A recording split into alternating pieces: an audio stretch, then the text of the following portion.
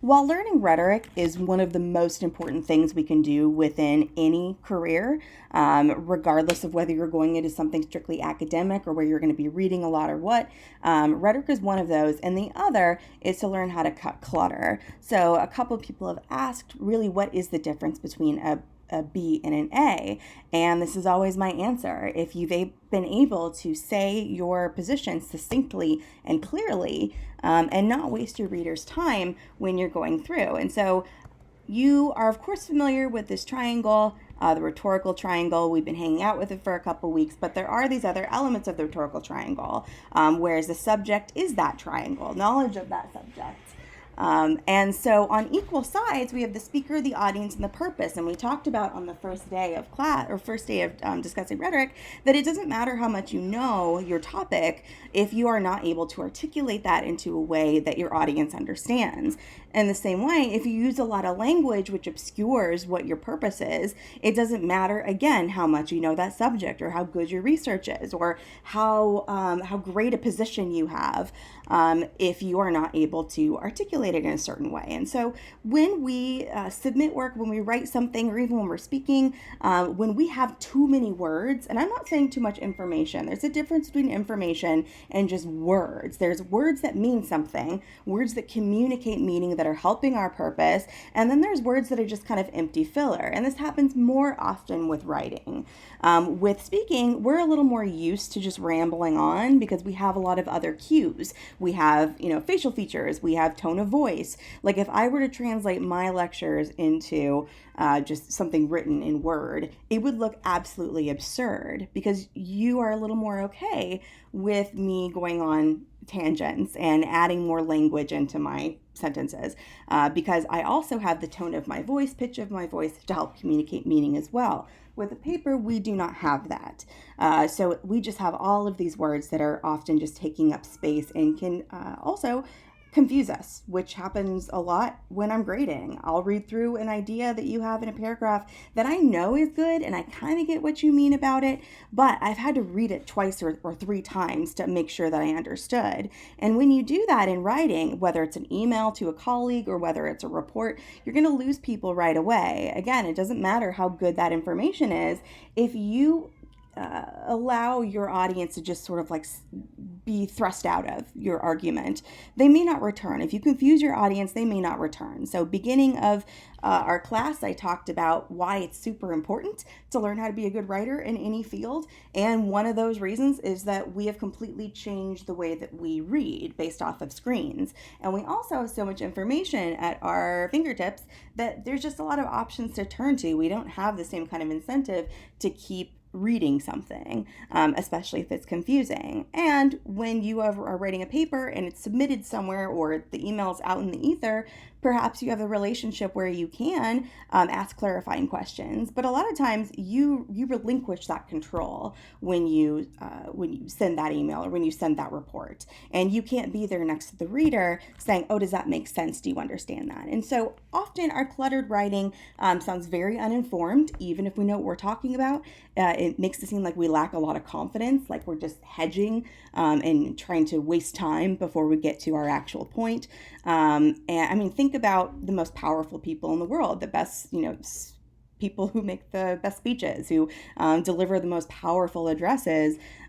Usually it's pretty brief, and if not brief, at least full of imagery, and you can follow along with it, and it's not tremendously boring because people will stop listening if it is. So a lot of people who don't know what they're talking about will add a lot more language in there. Another unfortunate effect of this is that it shows that you don't value the reader. And so a reader may just say, "Oh, this isn't worth my time." Of course, as I mentioned, it could lose the reader. So one of the easiest things to do, one of the most common things, and this is what we all do when we're writing. This is not just you guys as first year college writers. This is something I do as well. My friends who are professional writers, this is just the way that we write, but it is within the editing process that we're able to sort of comb through and make sure that we're articulating our idea really clearly. So one thing you can look for in your paper is to examine prepositional clutter. So prepositions are all of those little words that are between words that we're actually interested in, and they're ones that I like to describe them as because if you close your eyes, you can't picture it. So the things we can picture are like adjectives, those are describing words, or verbs, which have an actual action, or nouns, which have actual being to them. We can experience them within our senses. And or I guess we can with adjectives as well. But these two, pronouns, prepositions, conjunctions, determiners, we don't really have any concrete view of those. And so they don't really mean anything. They only mean something when they're next to something else. I can take the word paper and that has meaning aside from anything else around it. You can visualize paper. It can get your thoughts going on paper or whatever. But these words we don't. And we need these. It's not like we should go through our paper and absolutely ravage it for any of these words. We need them, but we tend to put in way more of these than we think. And this is completely subconscious for a lot of us. A lot of us are very intentionally trying to fluff up our paper and hit that word count, which honestly, I would rather have papers that are under the word count and have really specific language, within reason, of course, than something that goes over the word count and just is full of stuff like this.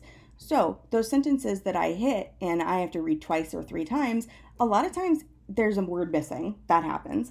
But a lot of times it's because there's so many of these in here. And they can also make it seem like you've written a lot, but actually you have not. So I have a couple examples. I didn't pull from our class because I didn't want to shame anybody, but I could have found a section for each of your papers that has too many pronouns. And I'm sure you could find this in my emails and things like that too. Like again, professional writers deal with the same thing. This is a universal writer thing that we just have to keep working on. And eventually it becomes easier to notice versus now. So jargon and robot voice contributes a lot to that kind of clutter. So a lot of times when we add all those words, it makes it sound like it's academic, when really you could use the simple form of that. So for example, this is from one of my classes last semester.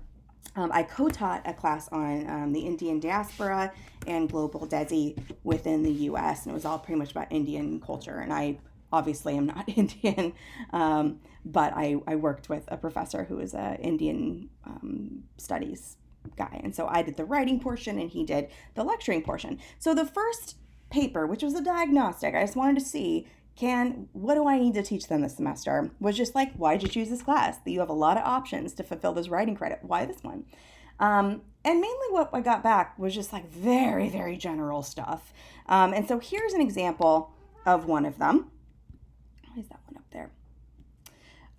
So I'm just going to read a couple parts of it. I won't read the whole way through.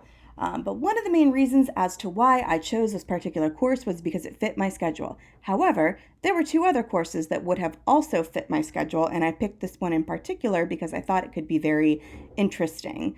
I really wanted to explore other topics that I knew nothing about, and that is why I felt this first year seminar class was the perfect class for me. In this class, I feel like I will be able to learn a lot about Indian culture. I will stop there. So I will be very honest with you. I am already bored. And I'm going to guess that you guys are too.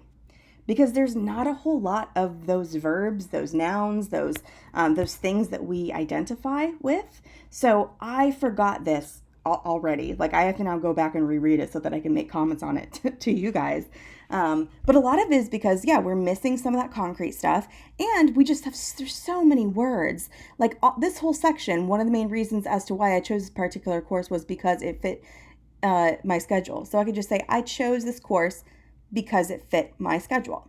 That's the exact same thing. I have lost no meaning. It's still not like super interesting, but like it's so much more immediate to say that. And yes, it is more simple, but simple doesn't always mean like dumb. Simple in many times is more academic because you're valuing the reader. You're getting your point across.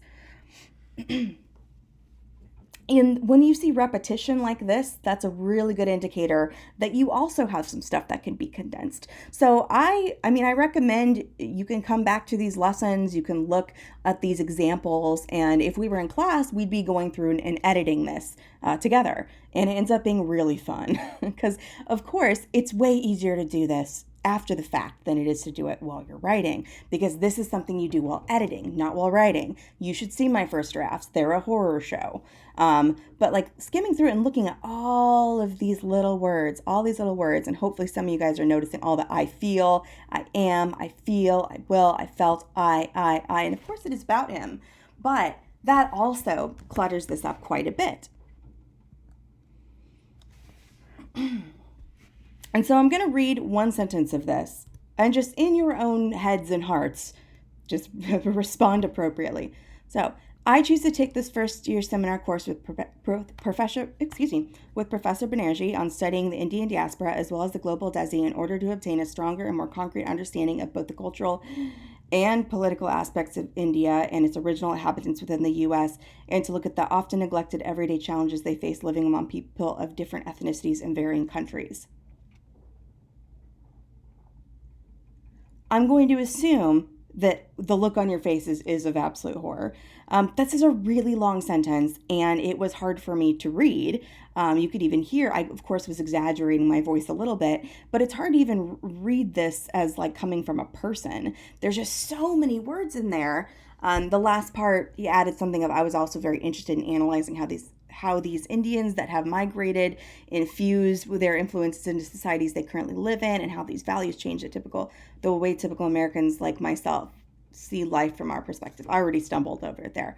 So I took the ideas that this person had and I condensed it. And yes, this still looks longer, but I ended up subbing a lot of stuff to make it more specific. So mine is, I enrolled in Professor Banerjee's course, Indian Diaspora and the Global Desi, to gain a better understanding of Indian politics, culture, and history of the first generation of migrants to the U.S. and the everyday struggle for Indians and Indian Americans to maintain a sense of culture and identity within more homogenized societies. So that's the same idea. I added a couple words that I liked. I put in first generation. I added homogenized societies. I didn't like the way that he said like original inhabitants, like what about them? Probably should add more there. In this part, living among people of different ethnicities and varying countries, you could probably just say like, yeah, what's it like living in places where not everybody is Indian? So there's some switch offs that we can do there, but I'm just going to like toot my own horn and say that this is a little easier to read. And then his last part seemed to allude at like, I think he was looking at something positive, like I want to see the influence of Indians on like our societies. And so I tried to translate that, have socially and culturally influence your society. But like this is where we can add it. So when you're cutting stuff out, it doesn't mean that your paper is going to lose a lot of length. I mean, it will, but there's places you can go in there and add more. I would suggest to the student that he explains what he means by influence or add their influences. Is he talking about like jobs? Is he talking about finances? Is he talking about like food culture? Is he talking about, values? So this could be areas that you can actually expand it. And I would way rather read that than read just sort of this really general thing with a lot of words. So these are the offenders. When people try to make something academic, and this is universal, we'll end up writing stuff like this. In light of the fact that, on the grounds that, considering the fact that, when really we could just say since or because. We have an idea that this is more academic than this because it's longer. But like just because it's longer, it doesn't mean it's smarter. What is smarter is using language that fits within what you're talking about. So like homogenized. That actually is more academic. Or adding some examples of ways that Indian Americans have culturally influenced U.S. society. That's academic. That makes you look informed. This stuff doesn't. And that rocked my world when I was in college, especially as a writing major, English major. I thought that I was writing these lyrical, beautiful pieces, and I would get my papers super marked up by my professors saying, like, simplify this. I'm like, simplify this? How could I? But they're absolutely right. Like, just because something is longer, it doesn't mean that it's smarter.